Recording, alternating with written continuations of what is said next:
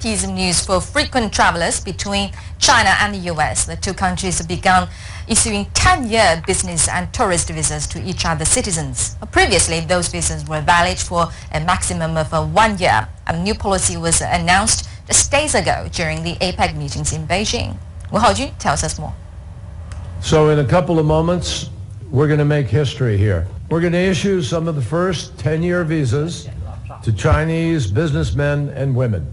So the very first batch of 10-year visas to Chinese applicants issued by the U.S. top diplomat himself in Beijing. John Kerry stressed that the visa extension policy is a long-term arrangement, not a temporary one. With this announcement, we are making an important investment in our relationship, U.S.-China. And believe me, this will pay huge dividends for American and Chinese citizens, and it will strengthen both of our economies. Li Bo, who works for IBM China, was the very first to receive the new 10-year visa. It's a welcome change for Li, who has to travel to the U.S. several times a year for his work. It was quite troublesome in the past because I needed to fill in forms and go through other procedures. It took more than 10 days for each application, so it will be much simpler now that a visa is extended to 10 years. And the new policy makes a lot of sense. According to the U.S. State Department, more U.S. visas are issued to people from China than anywhere else in the world. Meanwhile, on the other side of the Pacific, the very first 10-year Chinese visas were granted to U.S. applications. Edmund Downey is a self-proclaimed Sinophile who's already traveled to China 4 times. Exciting to see 10 years. It says now that I'm eligible to travel until November 11th of 2024. So that's about 9 years longer than I've ever had. Officials say they hope the changes will mean even more tourists and spending from both sides. And for travelers, they're just happy about the fewer trips to the visa office. Wu Haojun, CCTV. Li Keqiang has called for continued peace and stability in East Asia during a speech at the East Asia Summit in Myanmar.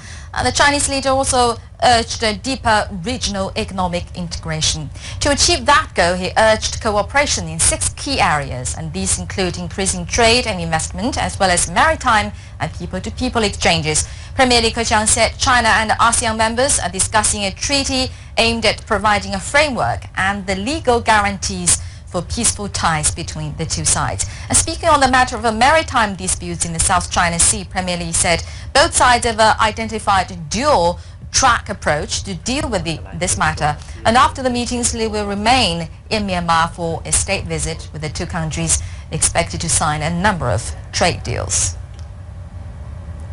And now for more on this, let's go live to our correspondent Andy Saputra, who is closely following the events in Myanmar. Hello there, Andy. Well, this is the second day of the meeting and also the last day of the meeting.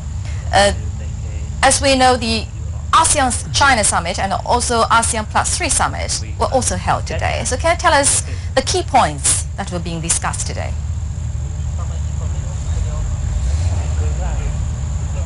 Certainly, ASEAN and China and ASEAN Plus 3 summits have already been the 2 most important summits for ASEAN here because of their continued cooperation here in terms of economic cooperation. It has been proved to be very fruitful for both ASEAN and China and its Plus 3 partners. Some of the achievements that they have made in the past is the China-ASEAN Free Trade Agreement that Premier Li Keqiang is looking to expand throughout the talks today, and what they are trying to take it to a step further as well today by enlarging the people-to-people relations between China and ASEAN. This can be achieved through tourism, through higher education, and also student exchanges and labor cooperation between ASEAN and China. Now ASEAN and China has already been, China is ASEAN's largest trading partner, and that will be expanded by the aforementioned China-ASEAN Free Trade Agreement that will be increased. And as you mentioned there, Premier Li Keqiang also stressed on the importance of keeping regional security in the region by addressing the problems in the South China Sea, saying that ASEAN and China have made significant improvement during the meeting. Xi Jinping is set to attend the 9th G20 Leaders Summit in Brisbane, Australia over the weekend, and the trip comes at the invitation of Australian Prime Minister Tony Abbott. And China's Foreign Ministry held a press briefing on Thursday morning on the visit. Wu Haojun takes a look. Getting China's voice heard.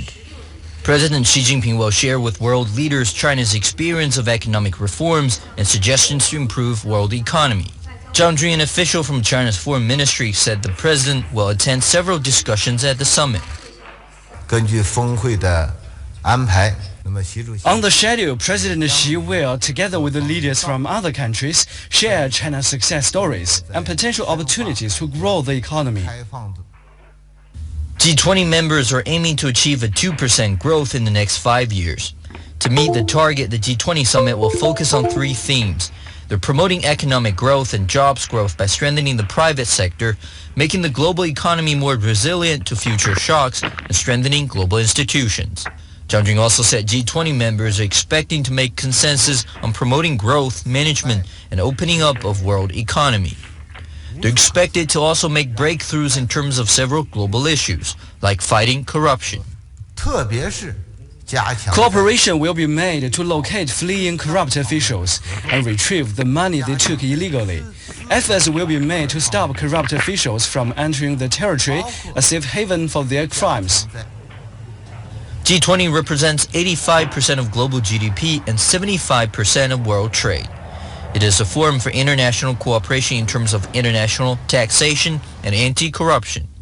The majority of the members have signed the UN Convention Against Corruption. The group has made enormous achievements in terms of fighting corruption, strengthening efforts across multiple areas to contain corruption.